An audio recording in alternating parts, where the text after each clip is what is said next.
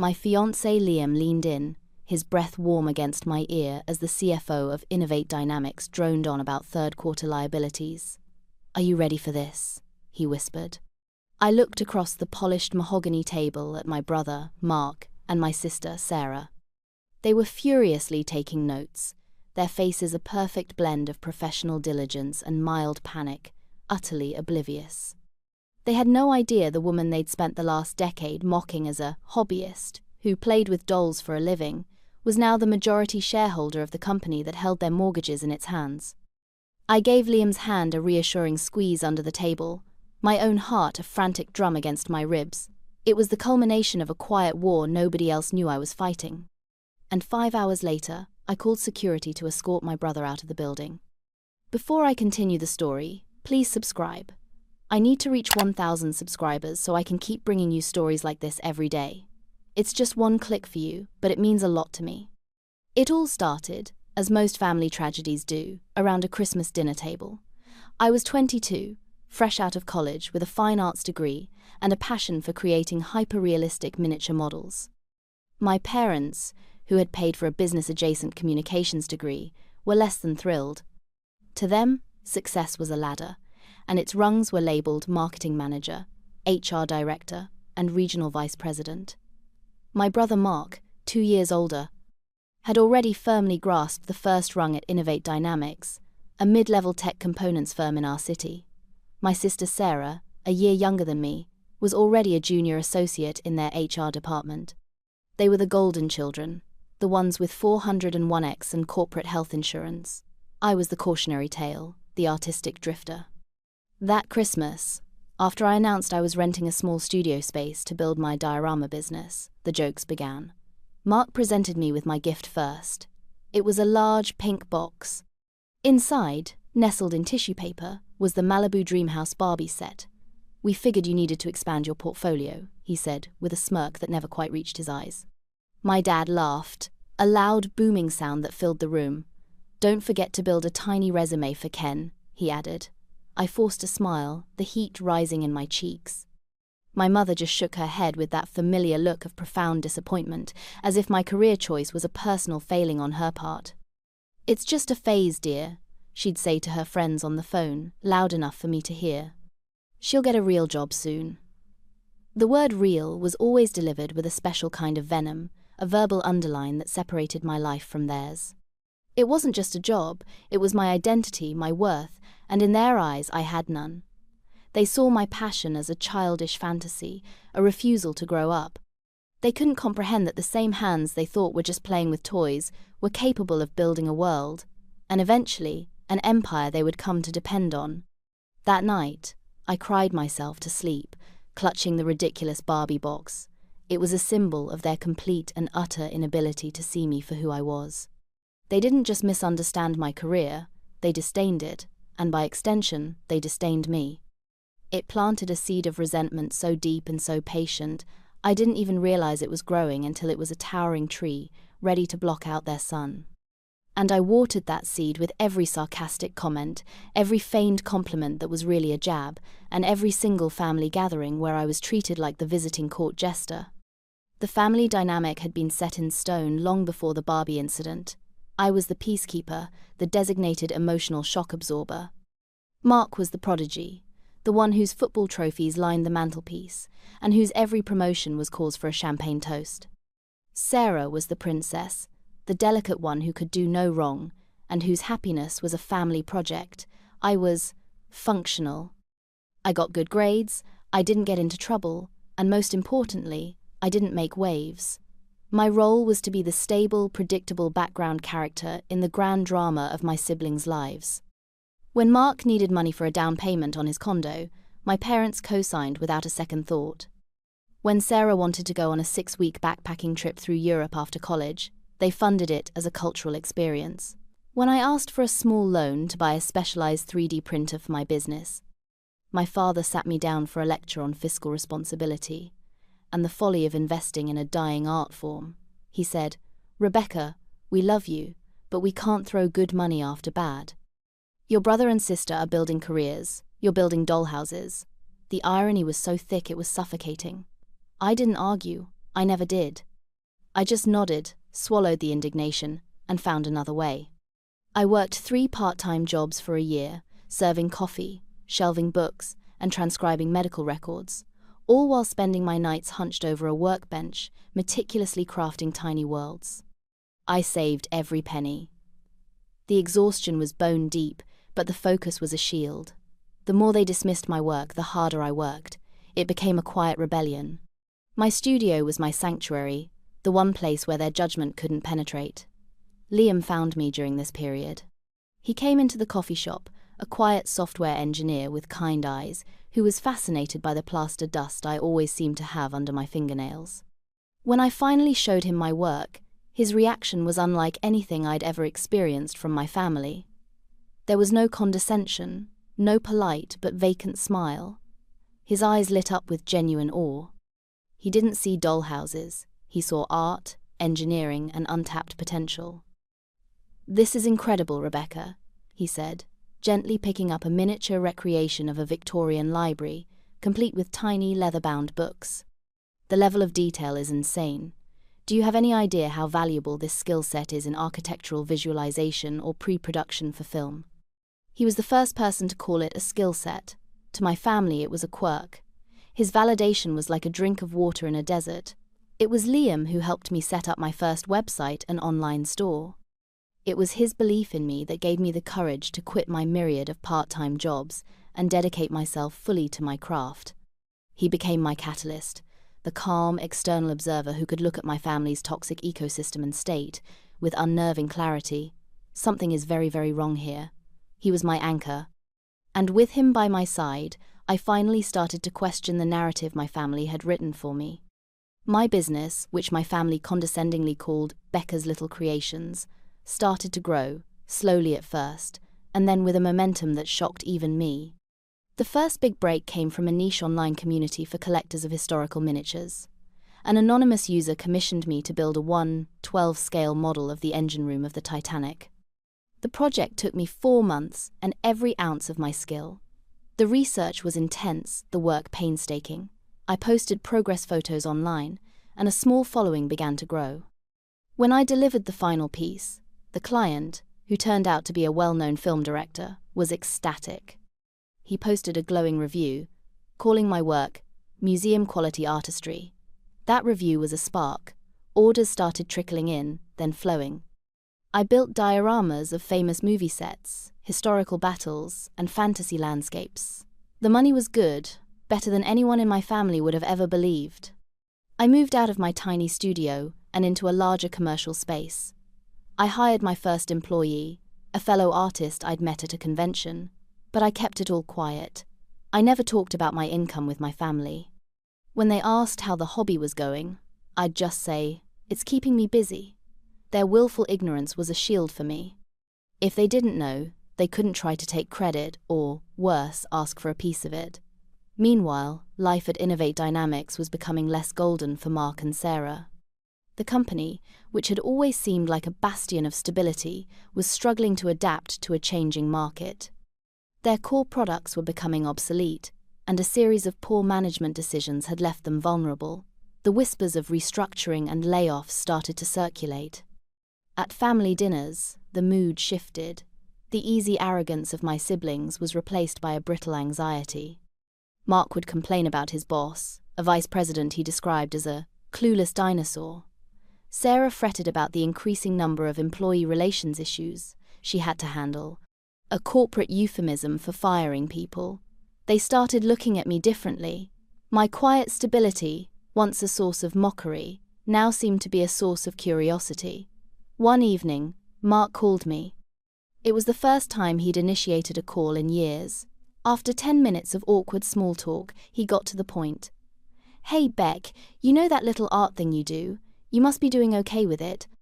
Listen, I'm in a bit of a tight spot with a car payment this month. Any chance I could borrow a few hundred?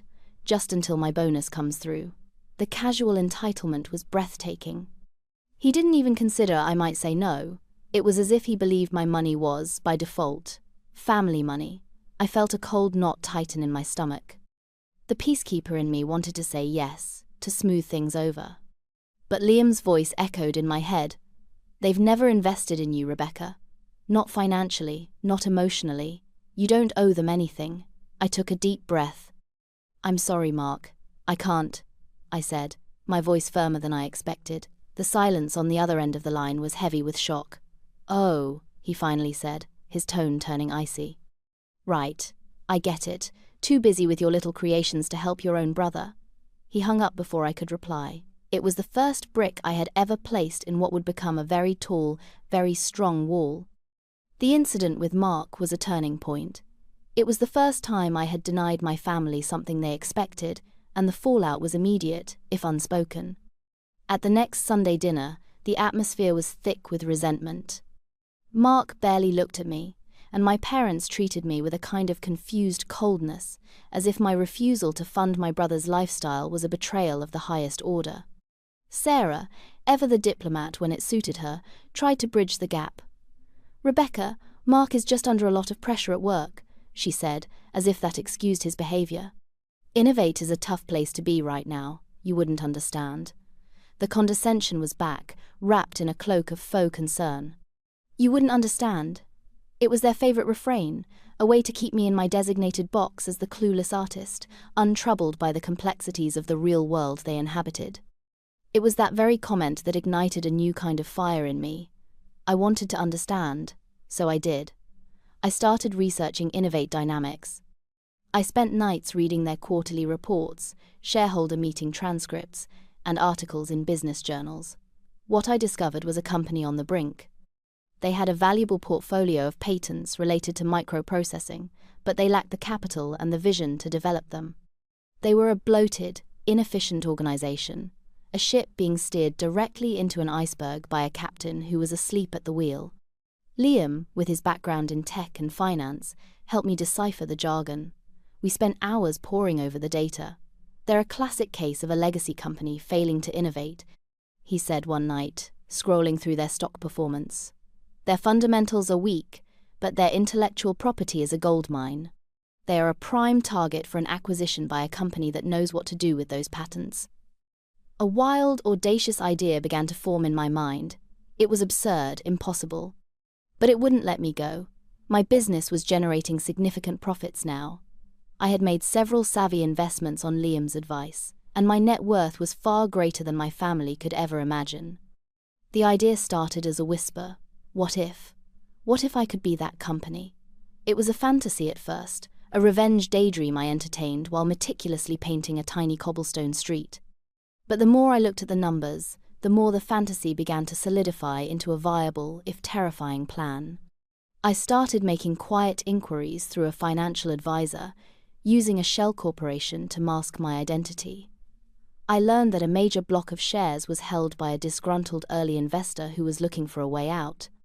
The path was there. It was narrow, it was steep, and it was fraught with risk. Taking it would mean leveraging everything I had built. But the thought of the look on their faces, Mark's, on Sarah's, on my parents when they realized that the hobbyist had just bought their entire world was a powerful motivator. It wasn't just about revenge, it was about vindication. It was about rewriting the narrative they had forced upon me my entire life. They had defined me by my career choice, and so I would use that same career to redefine them. The little creations were about to stage a very big takeover. The plan began to move with a speed that was both exhilarating and nauseating. The first step was securing the initial block of shares from the disgruntled investor. I did this through my holding company, Aperture Miniatures Inc., a name that was a private joke. My family thought I made miniatures. In reality, I was about to acquire a company by looking at it through a new aperture, a different lens. The transaction was handled by lawyers and brokers, a world of sterile conference rooms and arcane legal documents that felt a million miles away from the creative chaos of my studio. Liam was my rock through the entire process. He helped me vet the lawyers, coached me on the terminology, and was the only person who understood the dual nature of my mission. It was a sound business decision, but it was also deeply, profoundly personal. He never judged the latter. He understood that this was about more than money. It was about reclaiming my own story.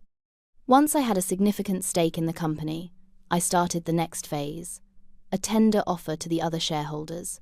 My offer was generous, well above the stock's languishing market value. I was betting everything that the shareholders, weary of years of mismanagement and declining returns, would be eager for an exit. The 2 weeks that the offer was on the table were the longest of my life. I barely slept. I'd wake up in a cold sweat, convinced I was making a catastrophic mistake. During the day, I would lose myself in my work, building an intricate model of a futuristic city for a new sci-fi movie. The focus it required was the only thing that could quiet the screaming anxiety in my head. During this time, the situation at Innovate Dynamics grew more dire. A new round of layoffs was announced, and this time the cuts went deep. Sarah called me one night, crying. "They let go of half of my department," she sobbed. "It's a bloodbath, Becca. Mark is worried sick he's next. You're so lucky you don't have to deal with this corporate nonsense." There was no hint of apology in her voice, no acknowledgement of her past ridicule. Even in her desperation, she still saw my life as a quaint, stress-free escape from reality. I felt a flicker of pity, but it was quickly extinguished by a cold wave of resolve. This was the world they had chosen, the world they had lauded as superior. I was just about to play their game, but by my own rules. The day the tender offer closed, my lawyer called. "Congratulations, Miss Evans," he said, his voice calm and professional. "Aperture Miniatures now holds 58% of the voting shares of Innovate Dynamics. You are, for all intents and purposes, the new owner." I hung up the phone and felt nothing. Just a strange, hollow silence. The reality was too immense to process. I had done it. I owned the company that employed my entire family. The company that had been the source of their pride and the benchmark against which I had always been measured and found wanting. The quiet war was over. All that was left was to announce the victory. The next step was to call an emergency board meeting. As the new majority shareholder, I had the right to dissolve the current board and install my own. My lawyer, a shark named Mr. Peterson, handled the formal communications. The meeting was set for the following Friday. The memo that went out to the senior staff, including Mark, who was a department head, simply stated that the company had been acquired by a private holding firm and that the new leadership would be introduced at the meeting. The name Aperture Miniatures Inc. meant nothing to them. I imagined Mark reading it, probably rolling his eyes at the quirky name and complaining to Sarah about yet another corporate shake-up. The thought brought a grim smile to my face. The week leading up to the meeting was a blur of preparations. Liam and I, along with a small transition team of consultants I'd hired, worked around the clock. We formulated a new business plan, a strategy to leverage Innovate's patents and pivot the company towards a more profitable future. We identified redundancies, bloated departments, and areas for immediate restructuring. It was ruthless and impersonal. I had to compartmentalize, to separate Mark, the marketing director, from Mark, my brother, as a line item on a spreadsheet, an underperforming asset in a struggling department. The other was a person I had grown up with. It was a difficult, painful process, but I knew that to succeed, I had to be the leader the company needed, not the sister they had always known. The night before the meeting, my mother called. Her voice was laced with anxiety. "Rebecca, are you hearing this news about Innovate? Mark and Sarah are so worried. They're saying this new company is going to clean house. It's just awful. Thank goodness you have your own little business to fall back on. You're so lucky to be insulated from all this. Lucky." The word hung in the air between us. She had no idea that I was the storm they were afraid of. I just made a non-committal sound. "I'm sure it will all work out, Mom," I said, the words feeling like ash in my mouth.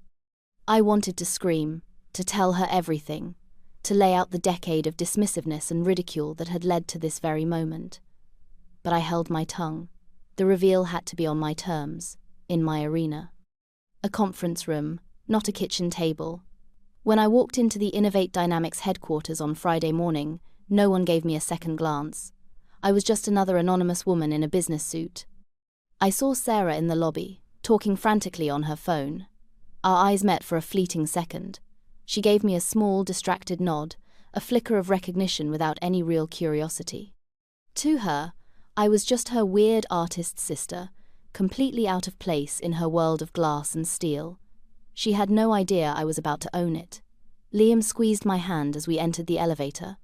"Last chance to back out," he said, his eyes searching mine. I shook my head. Not a chance. The doors slid shut, and we began our ascent to the top floor. The boardroom was exactly as I had imagined it, large, intimidating, and smelling faintly of expensive coffee and corporate anxiety. The existing board members, a collection of grim-faced men in their 50s and 60s, were already seated. My brother, Mark, as the head of marketing, and my sister, Sarah, representing HR, were seated along the side wall, notebooks at the ready. They looked up as I entered with my team, their expressions a mixture of curiosity and apprehension. Mark gave me a confused look, as if trying to place me. It was clear he didn't recognize me as his sister in this context. To him, I was just another suit, a part of the mysterious acquiring company. The old CEO, a man named Henderson, cleared his throat and began the meeting. He delivered a somber, jargon-filled speech about the acquisition, thanking the board for their service. It was a corporate funeral, and everyone was playing their part. I let him finish, my hands clasped tightly in my lap under the table. Liam sat beside me, a silent, reassuring presence. Then, Henderson turned to me. "And now, I'd like to introduce the principal of Aperture Miniatures, Inc., who will be taking over as the new chair of the board and acting CEO, Ms. Rebecca Evans." He said my name, my full name. For a moment, there was nothing, just the low hum of the air conditioning. Then I saw it, the slow, dawning horror on Mark's face. His jaw went slack, his pen clattering onto his notebook. Sarah's head snapped up, her eyes wide with disbelief. The colour drained from her face, leaving her looking pale and sick. Our gazes locked across the vast expanse of polished wood. In that one moment, everything changed.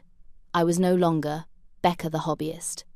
I was Miss Evans, the woman who held their careers, their futures, in the palm of her hand. I stood up, my legs feeling surprisingly steady. I walked to the podium, my heels clicking softly on the floor. I didn't smile. I kept my expression neutral, my voice calm and professional as I began to speak. "Good morning," I said, my voice amplified by the room's microphone. "Thank you, Mr. Henderson. As you know, Aperture Miniatures has acquired a controlling interest in this company. We see tremendous untapped potential in Innovate's intellectual property, but we also see a need for significant and immediate restructuring to ensure long-term viability." I outlined my vision for the company, the pivot towards new technologies, the streamlining of operations. I used the very corporate language they had once used to exclude me, to make me feel small. I spoke of synergy, of leveraging assets, of optimizing workflow. And with every word, I could feel the power shifting, the old world crumbling and a new one taking its place. I was no longer the girl playing with dollhouses. I had just bought the biggest house of all. After my speech, a stunned silence filled the boardroom. The old board members looked shell-shocked, while my own team projected an aura of calm competence. But my focus was entirely on my siblings. Mark looked like he had been physically struck. He was pale, his mouth slightly agape, staring at me as if I were an alien who had just landed. Sarah was trying to compose herself, but her hands were trembling, and she kept darting her eyes between me and the door, like a cornered animal seeking an escape route. I concluded the meeting by announcing that all department heads would be subject to a strategic review over the coming week. "Your continued employment will be contingent on this review and your alignment with the new corporate vision," I stated, looking directly at Mark. It was a cold, brutal, corporate statement, and it was aimed directly at him. The meeting was adjourned. As people began to file out, muttering amongst themselves, Mark and Sarah scrambled to their feet and rushed towards me, ignoring the disapproving glance from my lawyer. "Becca," Mark hissed, grabbing my arm. "What is this? What the hell is going on? Is this some kind of sick joke?" His voice was a mixture of outrage and panic. I calmly removed his hand from my arm. "In this building, you will address me as Miss Evans," I said, my voice low and even. "And I can assure you, this is not a joke." Sarah was close to tears. "You can't do this, Rebecca," she pleaded. "This is our family. You can't just buy the company we work for." The hypocrisy was staggering. Family was a word they only seemed to remember when they needed something. Where was this concern for family when they were mocking my life's work? Where was it when they were making me feel like an outcast in my own home? Liam stepped forward, placing a protective hand on my back. Miss Evans' decisions are based on what is best for the company and its shareholders, he said, his tone leaving no room for argument. If you have concerns about your roles, I suggest you schedule a meeting through the proper channels. He handed them a business card for the head of my transition team. They stared at the card as if it were a snake. The idea that they would have to formally request a meeting to speak with their own sister was an indignity they couldn't process. You've gone insane, Mark muttered, shaking his head in disbelief. Completely insane. He turned and stormed out of the boardroom, Sarah trailing behind him, casting one last, desperate look over her shoulder. I watched them go, feeling not a shred of triumph, but a vast empty sense of vindication. The power dynamic had been irrevocably broken and rebuilt. They no longer had the power to define me, to belittle me. I had taken that power, and I had used the very tools of the world they worshipped, money, power, and corporate structure, to do it. The quiet war was over, but the fallout was just beginning. The phone call from my parents came less than an hour after the meeting ended. I was in my new office, Henderson's old office overlooking the city, when my cell phone buzzed.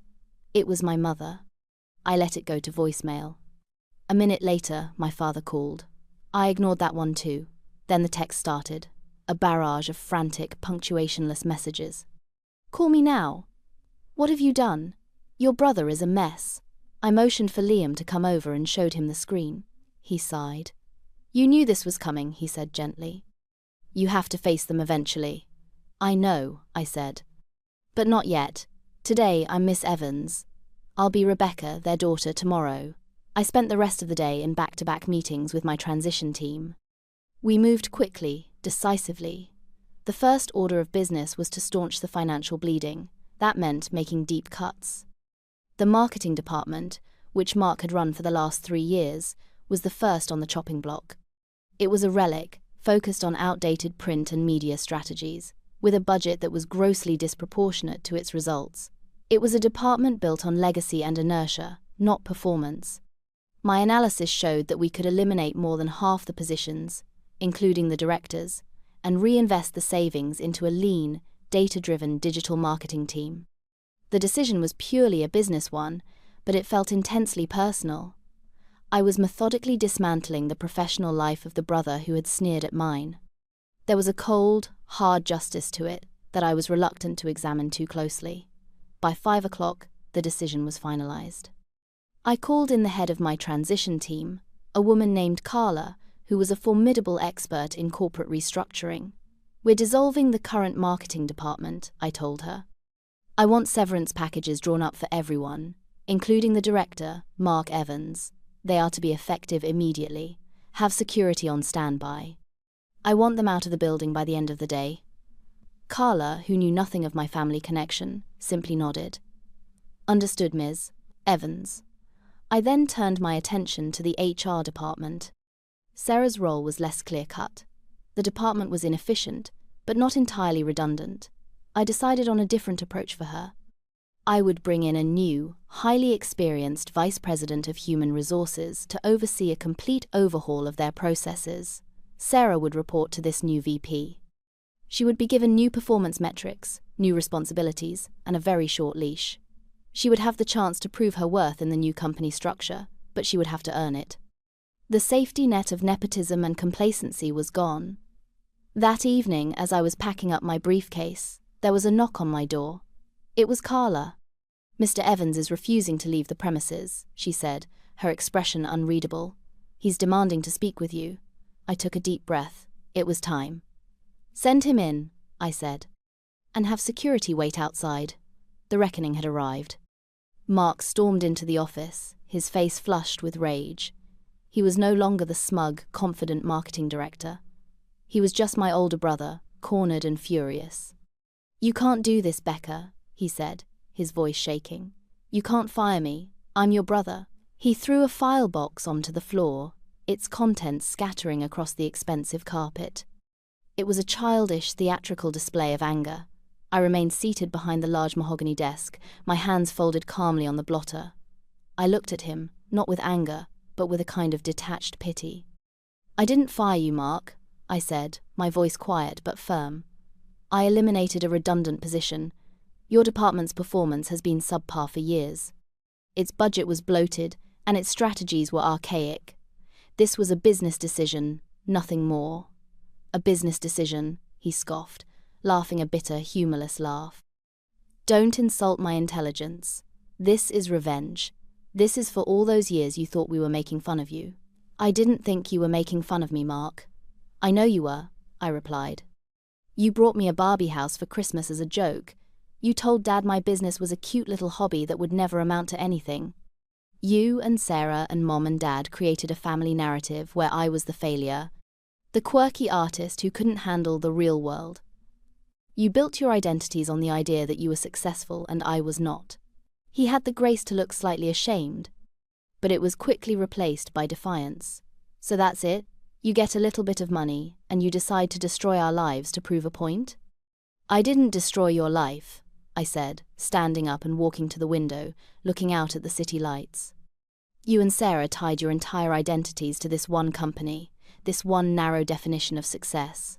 You put all your eggs in one basket, a basket that was, frankly, falling apart long before I came along. All I did was buy the basket. I turned back to face him. You have a generous severance package. You'll have more than enough to live on while you look for another job. I'd suggest you use this time to reflect on what you actually want to do instead of what you think you're supposed to do. He stared at me, his anger slowly deflating, replaced by a look of utter bewilderment. He was seeing me, really seeing me, for the first time. I wasn't his weird little sister anymore. I was a stranger, a formidable one. Security knocked softly on the door. Miss Evans, it's time. I nodded. I looked at Mark one last time. It's time to go, Mark. He didn't say another word. He just picked up his box and walked out of the office, his shoulders slumped in defeat. As the door closed behind him, I finally allowed myself to exhale. The hardest part was over. I had faced the golden child, the family's anointed prince, and I had won. But it was a hollow victory, leaving a bitter taste in my mouth. I had proven my point, but I had also broken something that could never be repaired. The confrontation with my parents was, in many ways, more difficult than the one with Mark. They ambushed me at my apartment that weekend. I came home from a long day at the office to find them waiting in the hallway outside my door. My mother's eyes were red and swollen from crying. My father's face was a stony mask of disapproval. "We need to talk," he said, his voice low and accusatory. I let them in, my heart sinking. I knew this was inevitable, but I had hoped for more time to prepare myself. They sat stiffly on my sofa, looking around my living room as if it were a foreign country. My mother was the first to speak. "How could you do this to your brother?" she asked, her voice trembling. "How could you be so cruel? He is your family." Mark was fired because his position was redundant, I stated, keeping my voice as neutral as possible. It was a necessary business move to save the company. "Save the company?" my father scoffed. "This isn't about saving a company, Rebecca. This is about you. This is about your jealousy of your brother and sister, your resentment that they had real careers while you were playing in your studio. It was the same old script, the same tired narrative. Even now, with all the evidence to the contrary laid bare before them, they couldn't see past the roles they had assigned us. They couldn't comprehend that I had outplayed them at their own game. "This has nothing to do with jealousy," I said, a cold anger beginning to rise in me. "This has to do with a decade of being dismissed, belittled, and treated like a child. Do you have any idea how it felt to have my life's passion treated as a joke? To have every achievement of Mark and Sarah celebrated while mine were ignored? You fostered that environment. You taught them that my work, and by extension I, was less than." My mother started to cry again. "We were just worried about you, sweetheart. We wanted you to have a stable future, like your siblings." "A stable future?" I asked, my voice rising. "I built a multi-million-dollar business from scratch, with no help from any of you.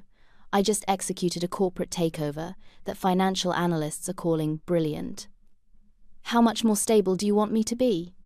Meanwhile, the stable careers you pushed Mark and Sarah into were at a failing company. Your definition of stability was an illusion." My father stood up, his face red with anger.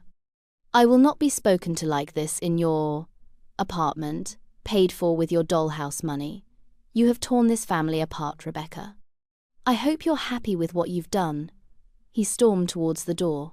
You're right about one thing, Dad, I called after him. The family is torn apart. But I didn't tear it apart. I just held up a mirror and showed you all the cracks that were already there. He didn't look back. My mother gave me one last, pleading look, as if hoping I would recant, apologize, and magically put everything back the way it was. I just stared back, my expression unyielding. She finally turned and followed my father out the door, closing it softly behind her. The silence they left behind was deafening. I had finally said everything I had ever wanted to say. But there was no catharsis, no triumphant release. There was only the quiet, lonely reality of the chasm I had opened between us. It was the price of my vindication. Sarah's reaction was different from Mark's or my parents'. She didn't confront me with anger or tears. She tried to adapt. It was a survival instinct I hadn't realized she possessed. The Monday after Mark was fired, she requested a formal meeting with me. She came to my office dressed in a meticulously professional outfit, a portfolio clutched in her hands. She was pale and nervous, but composed. Miss Evans, she began, avoiding my eyes. I'd like to discuss my future with the company. She proceeded to give a well-rehearsed speech about her commitment to innovate dynamics, her willingness to adapt to the new corporate culture, and her ideas for improving efficiency within the HR department. It was a masterclass in corporate maneuvering. She was trying to prove her value, to show me that she was not her brother, that she was a loyal employee. I listened patiently, not interrupting. When she was finished, I looked at her, really looked at her, for the first time since the takeover. I saw the fear behind the professional mask. She was terrified. Her entire life, her entire sense of self-worth, was tied up in this job, in this company. Unlike Mark, who had a certain arrogance that would likely land him another job eventually, Sarah seemed to have no identity outside of her role as HR associate. Thank you for your presentation, Sarah, I said, my tone formal. As you know, we are bringing in a new Vice President of Human Resources, Eleanor Vance. She starts next week. You will be reporting directly to her. Your performance will be evaluated over the next 90 days based on a new set of metrics that she will establish. If you can meet those expectations, your position will be secure. I could see the flicker of relief in her eyes, quickly followed by a new wave of anxiety. She was safe, for now, but she was on probation. The power was no longer hers. I understand, she said quietly. I won't let you down. The use of the word you was telling. She understood the new dynamic perfectly. As she was leaving, she paused at the door. Rebecca, she stammered, why are you doing this? It was the first genuine question she had asked me. The first crack in her corporate facade. I'm doing this because the company was failing, Sarah, I replied, my voice softening slightly. And because I was tired of being underestimated. She nodded slowly, a flicker of understanding in her eyes. They're saying, Mom and Dad are saying you're trying to destroy us. I'm not trying to destroy anyone, I said. I'm trying to build something. You have a chance to be a part of that if you want it, but you have to earn it. The free ride is over. She left without another word. Her quiet, fearful compliance was in some ways more unsettling than Mark's rage or my parents' condemnation. I had taken away her world and offered her a place in mine, but on my terms. It remained to be seen whether she could survive in this new, unfamiliar territory, where her name and her family connections meant nothing. The weeks that followed were a whirlwind of intense, relentless work. Rebuilding Innovate Dynamics from the ground up was a monumental task. I was in the office before sunrise and left long after sunset. Liam was a constant source of support, bringing me dinner, listening to my frustrations, and reminding me to breathe. My new executive team, hand-picked for their expertise and ruthless efficiency, was incredible. We were a team of builders, and it was the most challenging and rewarding work of my life. I had little time to think about my family. The voicemails and texts eventually slowed to a trickle, then stopped altogether. I was excommunicated, erased from the family narrative. I learned through a cousin that Mark had taken his severance and was planning to travel for a while, to find himself. My parents were telling their friends that I had become a very cold and ruthless businesswoman, A phrase that I'm sure they intended as an insult, but which I took as a compliment. Sarah, true to her word, threw herself into her work under the watchful eye of the new VP, Eleanor Vance. Eleanor's reports on Sarah were cautiously optimistic.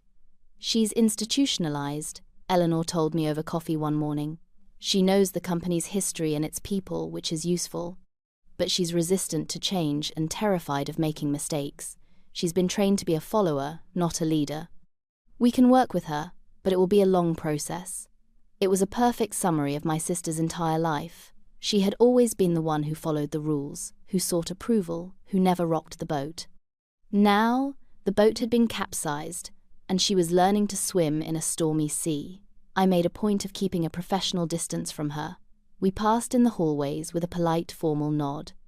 I did not want to give anyone, especially her, the impression that she had any special status. She was just another employee, her future in her own hands. One day, about 2 months after the takeover, I was walking through the newly redesigned office space when I saw something that stopped me in my tracks. It was a small, framed photo on Sarah's otherwise bare desk. It was a picture of the two of us as children, building a pillow fort in our living room. We were probably 6 and 7 years old, grinning at the camera, a mess of blankets and cushions around us.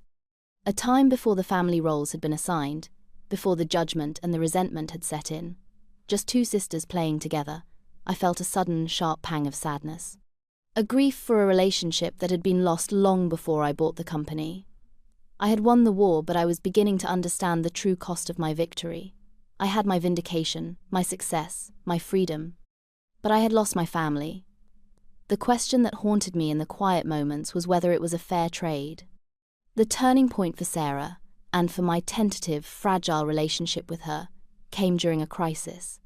We had been working to secure a major contract with a European tech firm. It was a deal that would solidify the new direction of the company and ensure our profitability for the next 5 years. The negotiations were in their final, delicate stages.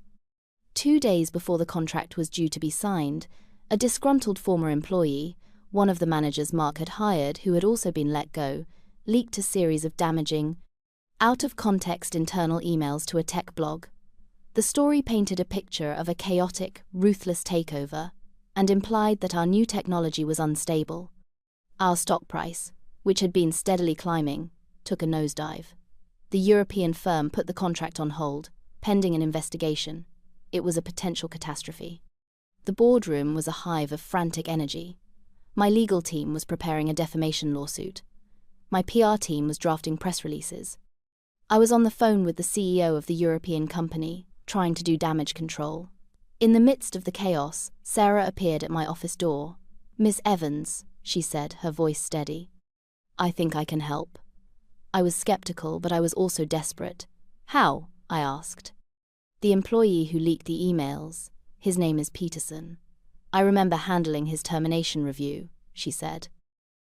"He was let go for performance issues, but he also had a history of embellishing his expense reports. Minor things, not enough to prosecute, but we documented it, and I remember something else. He was a close friend of Mark's. Mark hired him, and they played golf together every weekend. I think Mark might be involved in this." The air went out of the room. It was a possibility that had crossed my mind, a dark thought I had pushed away, but hearing it from Sarah gave it a terrible weight. "Can you prove it?" I asked. "I think so," she said. "I kept meticulous records of all HR complaints and reviews, even the informal ones. The old system was a mess, but I have my own files." Let me look. For the next 12 hours, Sarah worked like a woman possessed. She dug through years of digital and paper records, cross-referencing emails, expense reports, and performance reviews. Finally, late that night she came back to my office, her face tired but triumphant. She had found it. An email chain between Mark and Peterson, from a week after the termination, where Mark was complaining bitterly about his sociopathic sister, and Peterson was offering to help him get even. It wasn't a smoking gun, but it was enough to establish a motive and a conspiracy. It was enough to show the European firm that the leak was a malicious act of revenge, not a reflection of the company's stability. Armed with Sarah's evidence, my legal team was able to neutralize the threat. The deal was saved. The day the contract was signed, I called Sarah into my office. She stood before my desk, looking nervous, as if she were about to be reprimanded. "Sarah," I began, "what you did, it saved us. Your diligence, your meticulous record-keeping, it was invaluable. You proved your worth to this company, and then some." She looked stunned, as if she couldn't quite process the praise. "I was just doing my job," she mumbled. "No," I said, standing up and coming around the desk. "You did more than that. You made a choice. You could have stayed quiet. You could have protected Mark. But you chose the company. You chose me." I paused, the words catching in my throat. "Why?" She looked down at her hands. "Because it was the right thing to do," she said softly. "And because, for the first time in my life, I feel like I'm good at something. Eleanor is teaching me so much. I'm learning, and I'm proud of the work I'm doing here. Mark and my parents, they live in the past. They're stuck. I don't want to be stuck anymore." It was the most honest thing she had ever said to me. In that moment, she wasn't my entitled younger sister or my subordinate employee. She was just a woman trying to find her place in the world, just like me. "I'm promoting you to Director of Employee Relations," I said, effective immediately, with a corresponding raise. Eleanor recommended it, and I wholeheartedly agree. "You've earned it, Sarah." Tears welled up in her eyes, but this time they weren't tears of fear or anger, they were tears of gratitude. "Thank you, Rebecca," she whispered, using my first name for the first time since the takeover. "Thank you." It was a small step, a tiny crack of light in the wall I had built between us. It wasn't forgiveness, not yet, and it wasn't a return to the way things were. It was something new, something fragile and uncertain. A professional respect that was slowly, tentatively, beginning to look something like a sisterly one. After she left, I looked out the window at the sprawling city below. I had started this journey, fueled by anger and a need for revenge. I wanted to prove them all wrong, to make them see what I was capable of, and I had succeeded. But in the end, the most satisfying victory wasn't the destruction of the old order, but the unexpected, quiet construction of something new. It wasn't about tearing them down anymore. It was about building myself up and maybe, just maybe, bringing one of them along with me. The anger that had been my constant companion for so long was finally beginning to fade, replaced by a feeling I could barely recognize: peace. The fallout with Mark was absolute. When the evidence of his collusion with the disgruntled employee came to light, it created a legal and ethical firestorm. My lawyers advised me that we had grounds for a civil suit against him for damages. The idea of suing my own brother was nauseating, but the betrayal was so profound, so calculated, that I had to consider it. He had actively tried to sabotage my company, a company that was now responsible for the livelihoods of hundreds of employees, including his own sister. His resentment had curdled into a genuine malice that was shocking to behold. I decided against a lawsuit. It would be a long, ugly, and public affair, and frankly, I didn't have the emotional energy for it. Instead, I opted for a more private, and perhaps more cutting, form of justice. I had my lawyers draft a letter to him, laying out the evidence we had, and informing him that if he ever contacted me, Sarah, or any employee of Innovate Dynamics again, we would pursue all legal avenues available to us. It was, in essence, a corporate restraining order. I also included a final, personal note. "You once told me to get a real job. It seems you are the one who needs to find one now. I wish you the best of luck with that." I never heard from him again. Through the family grapevine, I heard he had burned through his severance money and was now living with my parents, unemployed and embittered. The golden child had returned home, his shine completely gone. My relationship with my parents remained a vast, frozen expanse of silence. They had sided with Mark, as I knew they would. In their eyes, he was the victim, and I was the villain who had destroyed his life out of spite. They couldn't, or wouldn't, acknowledge his role in his own downfall. They saw his sabotage not as a malicious act, but as a desperate cry for help from a son who had been wronged. Their denial was absolute. Sarah tried to reason with them, to show them the evidence, but they refused to listen. Their loyalty to their son, and to the narrative of my villainy, was unshakable. They're grieving the family they thought they had. Sarah told me one day over a surprisingly comfortable lunch. They don't know how to process this new reality, so they're just shutting down. It was an insightful and empathetic observation, and it made me realize how much she had grown. The old Sarah would have been hysterical, caught in the middle. The new Sarah was analytical and calm. She was learning to see our family not as a source of emotional turmoil, but as a complex system with predictable, if dysfunctional, patterns. I had to accept that my relationship with my parents was likely severed for good. It was a painful, aching loss, like a phantom limb that still tingled with memory. But it was also a liberation. I was free from the constant, draining weight of their expectations and their judgment. I no longer had to contort myself to fit into the small, confining box they had built for me. I was my own person on my own terms. The peace I had found was real, but it was a peace I had to fight for, a peace that came at a very high cost. Life settled into a new, stable rhythm. Innovate Dynamics, under its new name, Innovate Forward, was thriving. Our pivot to new technologies was a massive success. We became a leader in the field, respected for our cutting-edge products and our dynamic corporate culture. My story, the tale of the miniature artist who staged a corporate takeover, became something of a legend in the business world. I was featured in magazines and invited to speak at conferences. The irony was not lost on me. The very career my family had mocked had become the foundation of a persona they could never have imagined for me. A powerful, respected CEO. My old business, Aperture Miniatures, also continued to flourish. I hired a general manager to handle the day-to-day operations, but I still kept my studio. It was my sanctuary, the place I went to reconnect with the part of myself that loved to create with my hands. I would spend weekends there, losing myself for hours in the intricate, patient work of building tiny worlds. It grounded me, reminded me of where I had come from. Liam and I got married in a small private ceremony on a beach. Sarah was my maid of honor. It was a beautiful day, filled with a sense of quiet, hard-won joy. My parents and Mark were not invited.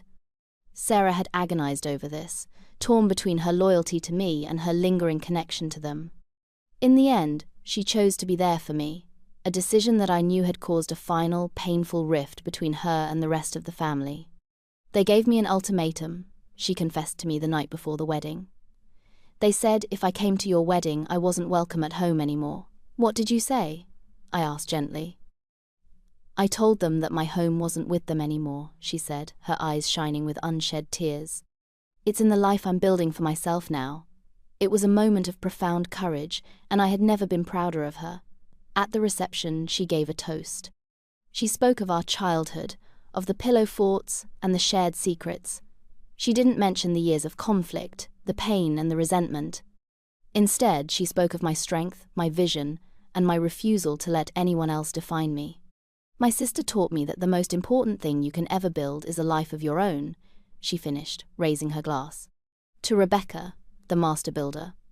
We hugged, and for the first time in over a decade, it felt real. We were no longer the roles our family had assigned us. We were just two sisters, finding our way back to each other in the ruins of the world we had left behind. About a year after the wedding, I received a letter. It was from my mother.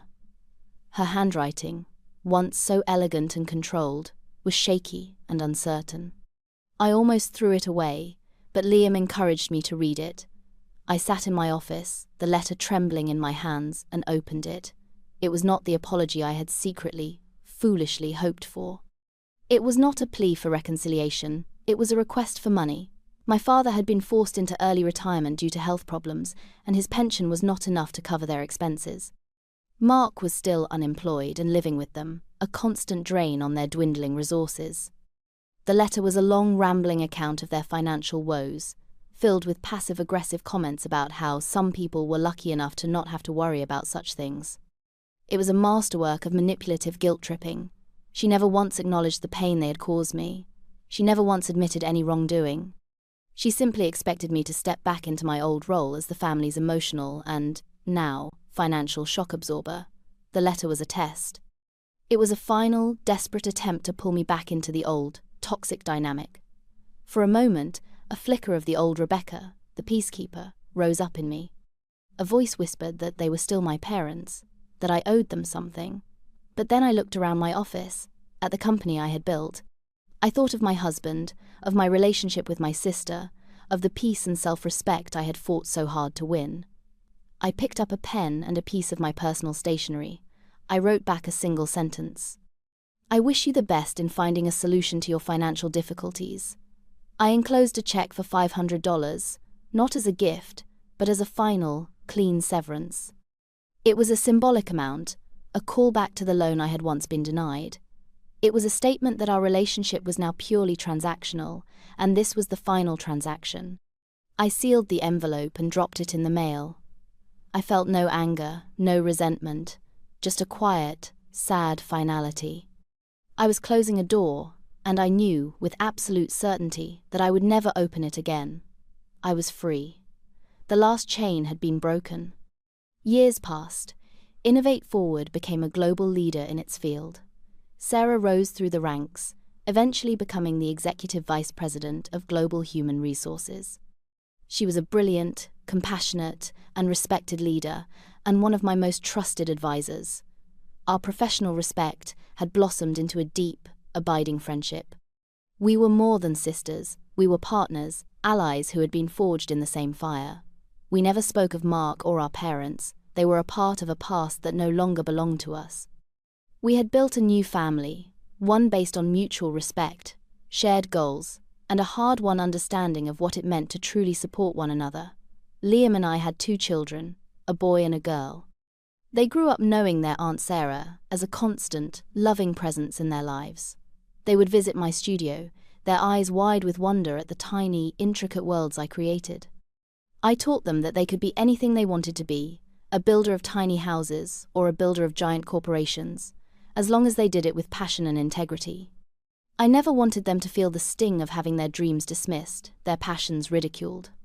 My work was my legacy, not just the company I had built, but the lesson I had learned and was determined to pass on.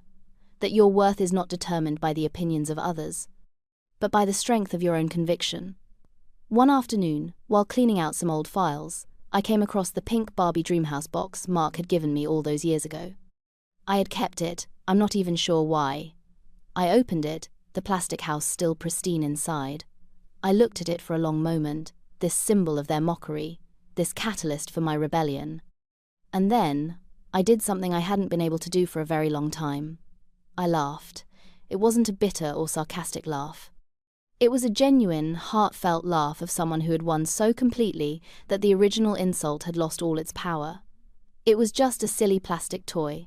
It had no hold on me anymore. I gave the dollhouse to my daughter, who was thrilled. She spent the rest of the afternoon creating stories and adventures for the little plastic figures inside. Watching her play, I felt a profound sense of peace. The circle was complete. So, here I am, sitting in the office of a company I built from the ashes of another, looking out at a city that once seemed so intimidating. My life is full, not with the things my parents wanted for me, but with the things I wanted for myself. I have a loving husband, a wonderful sister who is also my friend, and 2 beautiful children. I have 2 successful businesses, one born of my passion, and the other born of my pain. I found my vindication not in their defeat, but in my own success. I proved them wrong not by tearing them down, but by building a life so full and so happy that their opinions became irrelevant. The greatest revenge, I've learned, is not a dramatic confrontation or a corporate takeover. It's living well. It's finding a peace and a self-worth that no one can ever take away from you. They tried to put me in a box, a dollhouse of their own making, with expectations and limitations. They didn't realize I was never meant to be the doll. I was always meant to be the builder. I built my own house, on my own terms, with a foundation so strong that no storm could ever shake it. The silence from my parents and brother has been a constant for over a decade now. It's a silence that speaks volumes, a testament to a wound that will never heal because they refuse to acknowledge it. I've made my peace with that. I can't force them to see the world from my perspective. All I can do is live my life, the one I created, with joy and without apology. The irony, of course, is that in their relentless push for me to get a real job, They inadvertently launched a career more real and more successful than they could have ever dreamed of for their golden children. They wanted me to play their game, never imagining I would one day own the entire board. So, I'll ask you, the person who has listened to this long and winding story of family, resentment, and revenge. Looking back on it all, on the choices I made and the bridges I burned, I have to wonder, did I go too far or did I finally do enough?